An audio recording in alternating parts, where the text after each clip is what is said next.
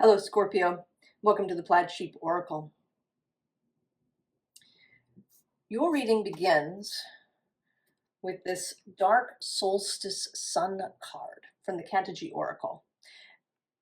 And this is interesting because you have both the first card in the deck and also the card at the middle point.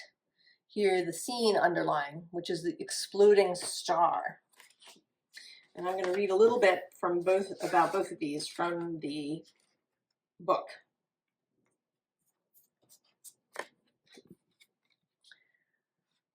On the longest day of the year, your spot on the Earth tips toward the stellar anchor of its orbit. You lay yourself on top of a hill and allow the sun's rays to bathe you in the warm, luminous, yet invisible liquid of aliveness that only a star can bestow. Imperceptibly, you melt upward through the sun's beams and begin to travel to the heart of the Earth's star at the speed of electrified honey. By autumn equinox, you are halfway there. Earth appears as a slight azure sphere whirling through a boundless void. Though you continue to drift farther from it, you feel some umbilical tether to that distant blue rock. In the moment that the hill you once lay upon tilts as far from our star as it can, you find yourself at the very heart of the sun. The stellar core, blacker and emptier than the void of space, fills you until you dissolve into a subtle gasp. And in that moment, a light kindles within you. So quick, alive, and bright that you find yourself suddenly standing at the top of the hill, now dusted with snow, transported by the timeless speed of awakening. The beginning-ending archetype. And then this exploding star is the pivot. Long, long ago, we were the atoms of a star. We danced a great fiery dance that glinted in the infinite darkness until the star exploded. Then we shot through lightless void until we emerged into a planet where we danced on undulating liquid dance that awakened a living world.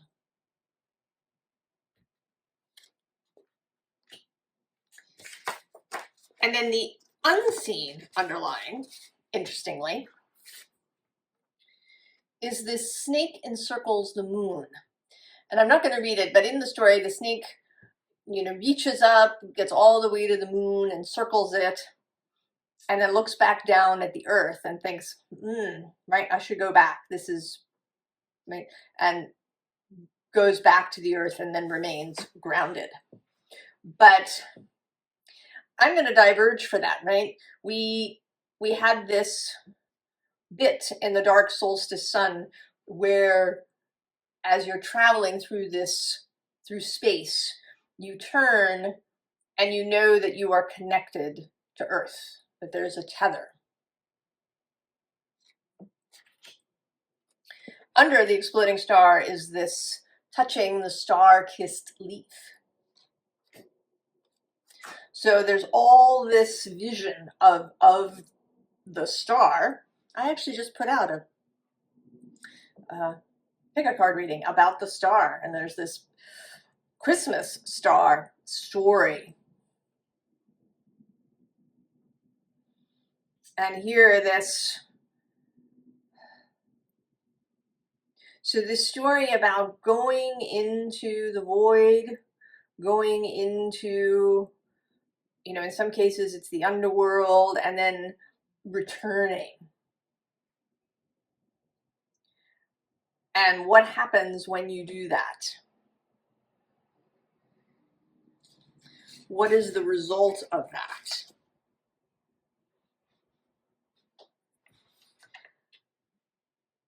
And this reading isn't about the underworld journey.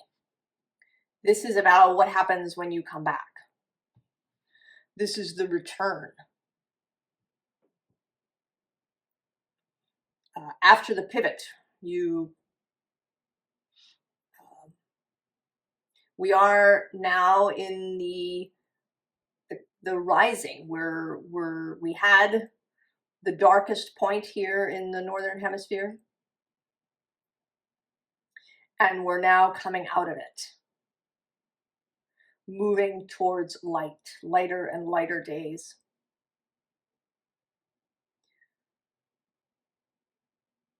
the upward journey.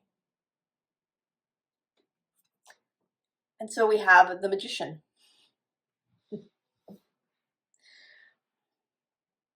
It may, you know, it may take getting used to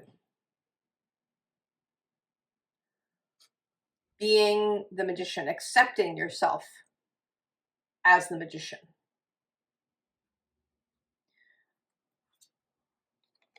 Under her, we have this Four of Wands.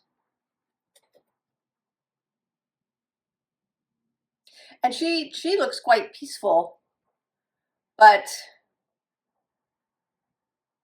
you know, she's settled, she's seated, she's receiving. And the Magician is a more active energy. And then at the bottom of the deck is the Knight of Wands, also more action.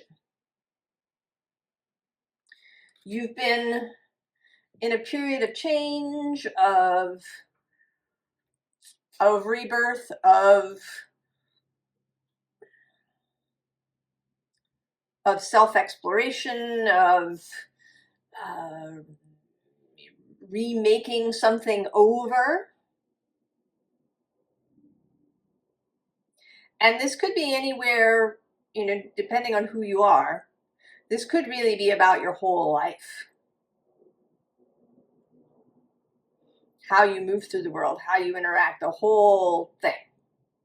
Or this could be about something particular. It might be that you have a business and you've been, maybe you were dissatisfied, maybe you were feeling sort of bored, or you just sensed that a change needed to come, or you were inspired into some sort of change, whatever it is, and you've been remaking it. And it's been a, you know, the contemplative process of that. But now, here, both with this Eight of Pentacles and then this very active Justice card, it's time to get into action, to get down to work, to change your attention from an inward focus to an outward focus. And it may be, there may be a little difficulty with that a little bit, because the next two cards we have are sort of two very inward focused cards, the Empress and this Seven of Cups. So there's this contrast, you know, between the Eight of Pentacles, which is about the work that we do and work meeting, effort meeting inspiration, and this very outward active Justice card in her red outfit. And then these two. So there may be some inertia that needs to be overcome. This pivot point, right? This pivot point of the solstice. This pivot point in your life where you're shifting from an inward passive focus to an outward active focus. And so we have the Seven of Fire. And right below that, actually, the Eight of Fire. So there's all this energy that wants to come out. The bottom of the deck is the Knight of Earth. Commitment, reliability, following through, completion, doing the things in the actual real world. And it may feel initially, it may, right, this is a card that looks a little difficult. There's these sort of demon-like beings, and you're needing to get them all to work together. This might be parts of yourself. If you've been living a very inward focused, contemplative, reworking sort of existence, it can take you a little bit. It can seem it can seem a little difficult. It can seem a bit like chaos when you step back into physical life. There can be, a little, it's almost like culture shock.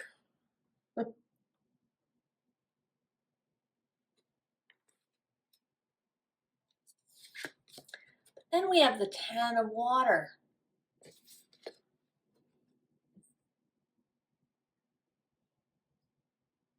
And I think that maybe if you're having difficulty with this, if you find that you're really reluctant to leave this Empress 7 of Cups space to re-engage more actively with your life, with other people, then maybe you are underestimating yourself. Maybe you haven't really allowed the change that has happened to fully open, to fully express itself. And that's a tricky thing, I think, for us. We're used to whatever it was. Either we're used to living life that we always did, the way we always did, or we're used to, our business the way it worked before. There's habit. There's inertia. And there's, maybe a little bit of, a self-confidence issue in showing up in this 10 of Cups space. And so we have both the Page of Air and the Page of Fire. These fresh, new energies. I think that the timing is really good for you, Scorpio. The whole, astronomical energy is happening. And I want to say, especially if you're here in the Northern Hemisphere, where the light is growing, there's this rising energy. But even in the South, there's this pivot point of the solstice. There is change that is happening in that way. There was, reaching that point, and then there's the pause, and then we turn.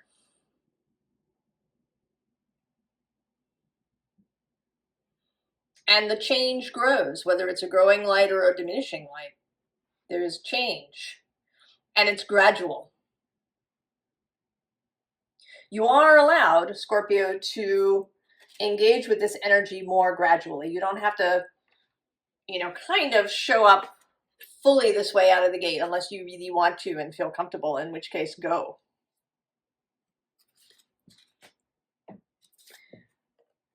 The next card is the 6 of Air. And she's only at the beginning. She hasn't even actually taken off on her bird here to cross this river or this lake. She's just taking off.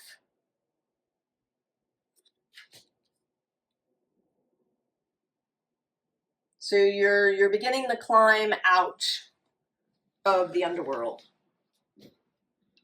out of that transitional space, wherever you've been, whether it's, your whole life, or maybe it's how you engage in relationships, or it's your spiritual practice, or it's your business. Whatever you've been working on, whatever clay your hands have been in.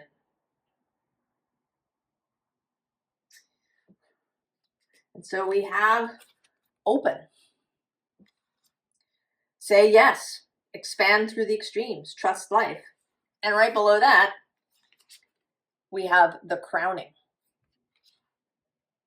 Initiation, thresholds, birth, rebirth, a seat at the table. And the bottom of the deck is rapture. Sensuality, love, devotion, romance, ecstasy, pleasure. This is the basis. We are not here out of obligation. There is no weight. We are not carrying a weight. And that may be, you know, I find this Empress very curious. She does not seem like a lounging Empress. She looks like maybe she doesn't feel very well, or that she's really bored, or, you know, she's just held down somehow by a weight.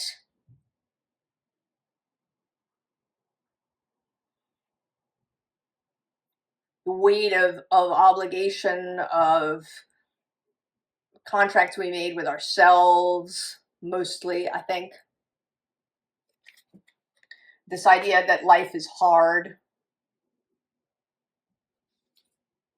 that change is hard, that we have to work for things, that it's through struggle that we gain, you know, that we have to have grit. And some of these things, you know, right, they are kind of appealing, because there's the difference. The feeling, you know, that feeling of struggle, and then suddenly, you know, the weight is lifted. And I think that we like that. As human beings, we like that transitional moment. You know, if you're somewhere and there's a noise, you know, perhaps you're in a room and there's a really loud air conditioner going, and then it turns off, and there's this blissful feeling of silence. Or you get really, really muddy or dirty, and then you go and you have a hot, hot shower and you're just clean. We really like these, right? This change, right? The feeling of it, you know, from being closed to open, from pregnancy to birth.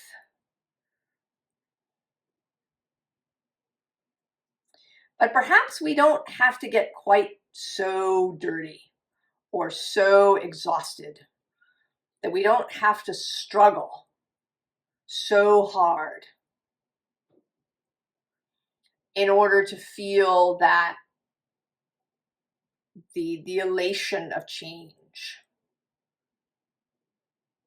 And maybe we don't have to be, you know, in an exploding star.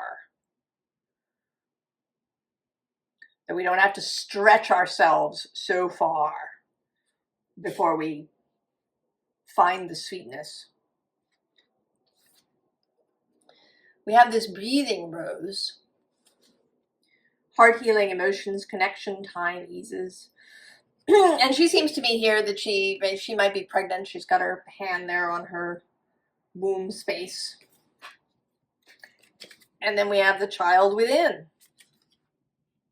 Inner mother, innocence, gentleness, tenderness.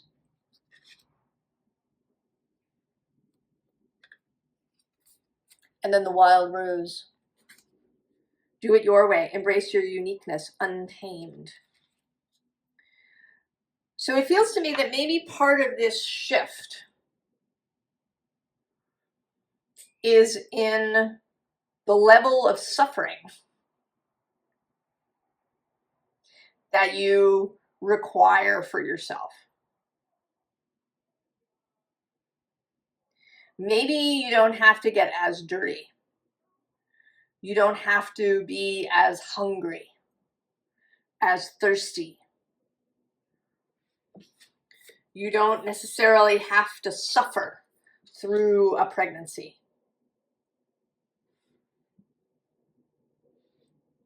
You don't have to have all the things, the morning sickness and the swollen ankles and right?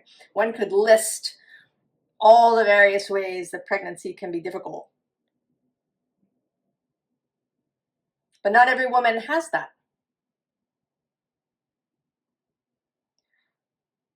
So that perhaps it is no longer necessary for you that you go so deep into the darkness just so you can experience the light turning on.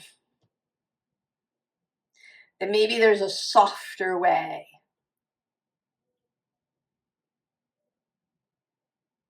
And that perhaps you can teach other people this too. There is a sense here of going forth, here with this 10 of water and the 6 of air with her lantern. That there is a sense of showing other people what is possible.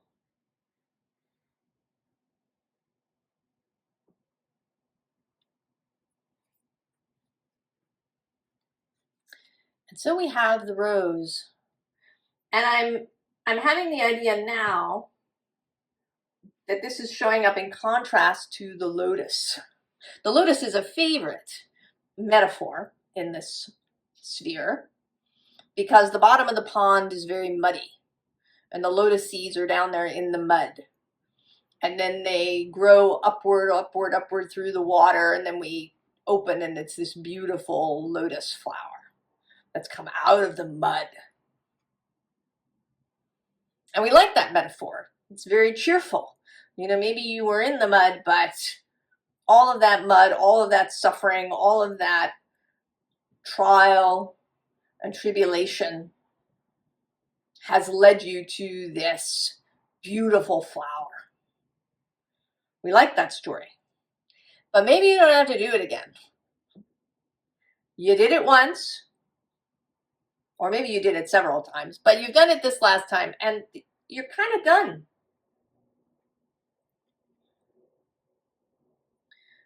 Now we have the rose. And the rose grows out of soil,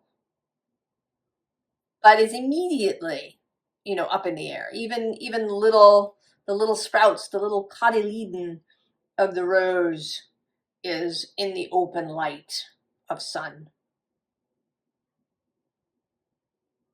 And the rose is fragrant and velvety and flowers many times. A rose bush can flower throughout the summer.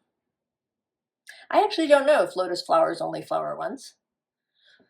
Something to find out, maybe, in my round out my metaphor here. And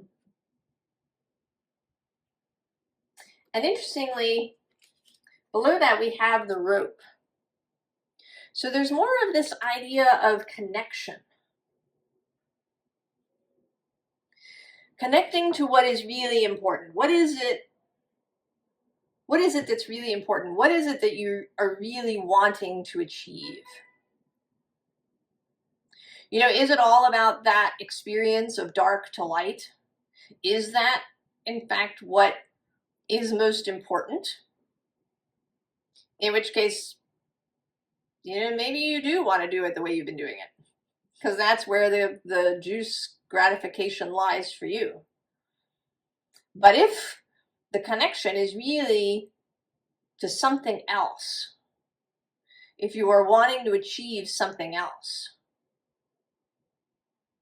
to have a success in some other way, to, you know, perhaps have a lasting relationship or a family or a really thriving business, or to really explore some creative avenue of yourself.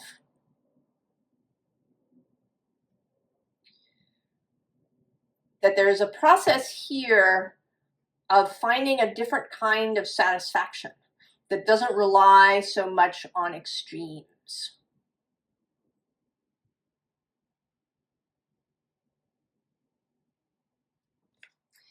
And interestingly, the bottom here is this accident.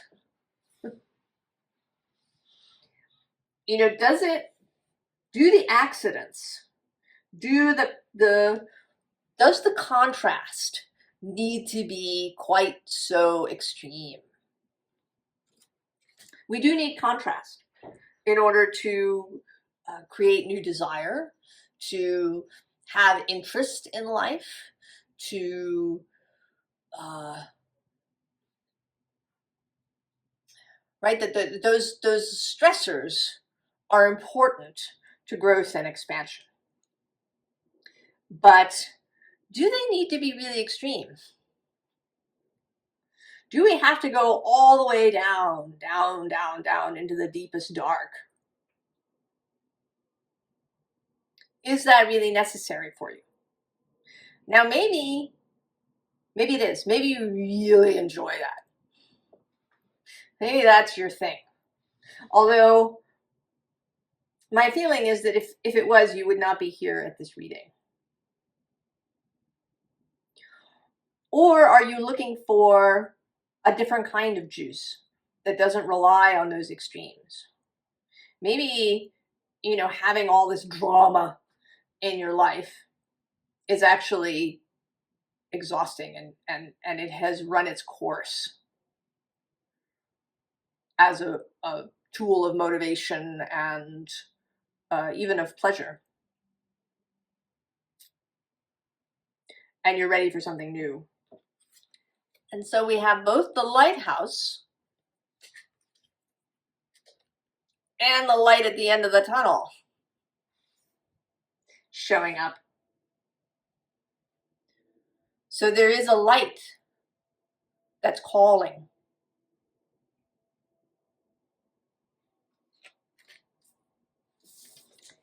Then we have this black cat.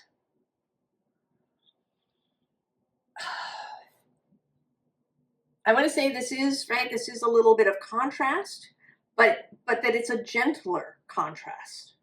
This lighthouse, the light at the end of the tunnel, and then the black cat.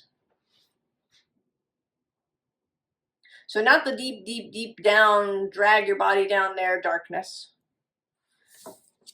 but the black cat.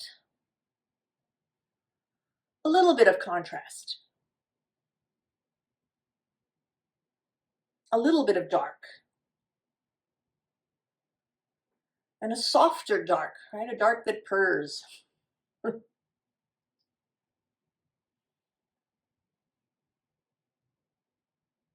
maybe it's a more interesting contrast. Not so much around suffering. And in this deck, the black cat stands primarily for independence. You may, in doing this, need to separate yourself from whatever your circle does. And that might be some of the difficulty. You know, if people around you really revel in catastrophizing and predicting terrible things and a kind of glee, you know, have you felt that in and around the world? People who are gleeful at the idea that, you know, civilization could crumble. And if you're in that circle, if you're in a circle of people who all do this plunging into suffering as a, you know, as maybe a tool of motivation, or as a way to, I don't know, it might even be a way to feel something. You could get used to, you know, only feeling those difficult emotions, to, you know, be living on that end of the emotional scale of anger and revenge and despair, and that maybe these things are easier to feel, that they you know, have a real physical component, you know, being racked with sobs. You know, can be easier. I think that the lighter, you know, optimism, joy, they're more effervescent. You know, they're like the bubbles of champagne.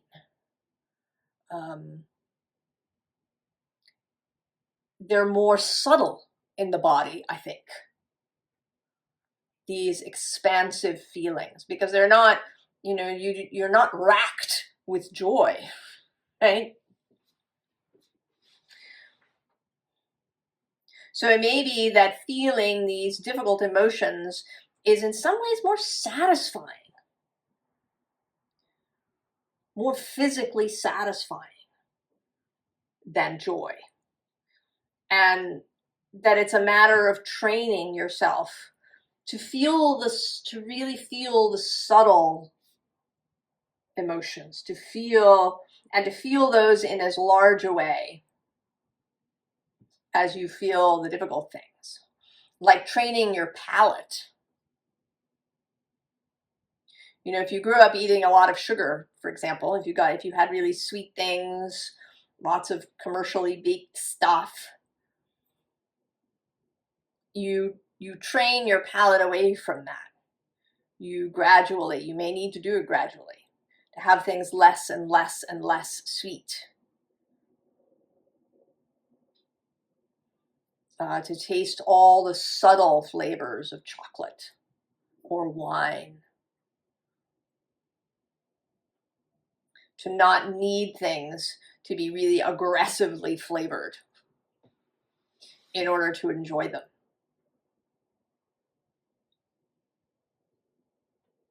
So, formal advice. The three of emotions. Celebration, unity within the self, pleasure. And below that we have the Tower, right?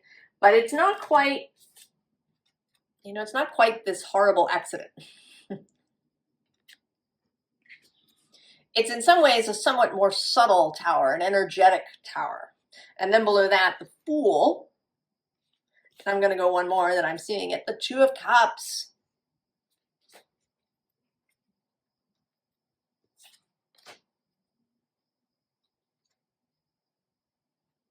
And the bottom of the deck, the Magician, repeats. And the Magician, I think, is very attuned to the subtle realms. These energies that she is shaping and drawing down through herself into the world are subtle.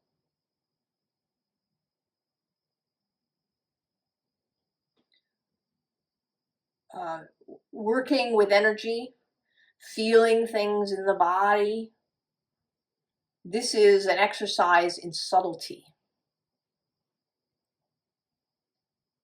And the more subtle your senses get,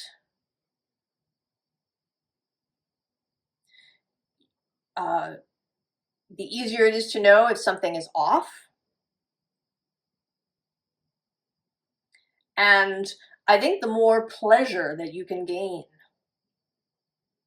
That you don't need these giant things. Like people who do extreme sports. What do we call them? Adrenaline junkies. That you have to go to this extreme in order to feel something. Right here, this Ten of Voices. The extreme, that you're coming to the end of needing to be racked in order to feel something. Right? You're going to cross out of that.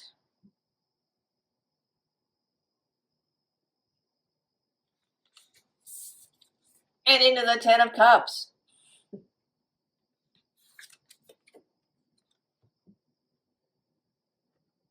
This celebratory space. To allow yourself to feel it. And to engage in this. To engage perhaps with other people in the creation of this. that leads here to a whole new physical reality. You know, maybe that part of your darkness has been living with lack.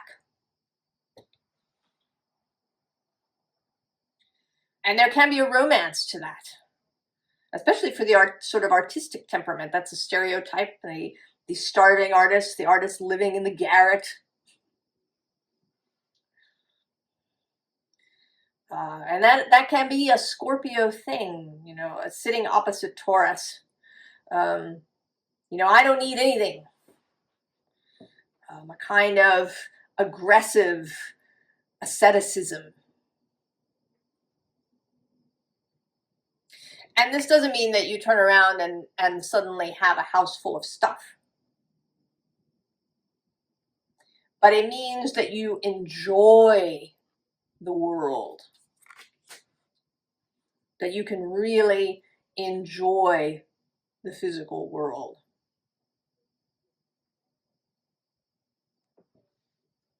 Right? To not be kind of oppressed by it.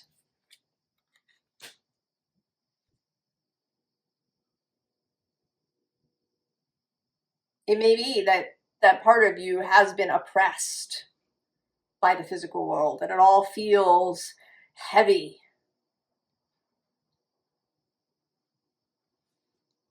And this is not oppressed. This is the muse of materials. This is imagination and life and growth. It's rapture and being open. Right? It's being the rose and blooming over and over in different ways.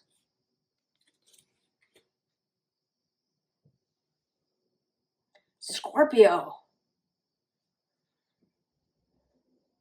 This is like a whole new way of being for you. And I hope that it sounds interesting and exciting and what you would want for your life. I wish you the very best in this expansion. In this expansion of subtlety. I will see you later. So long, Scorpio.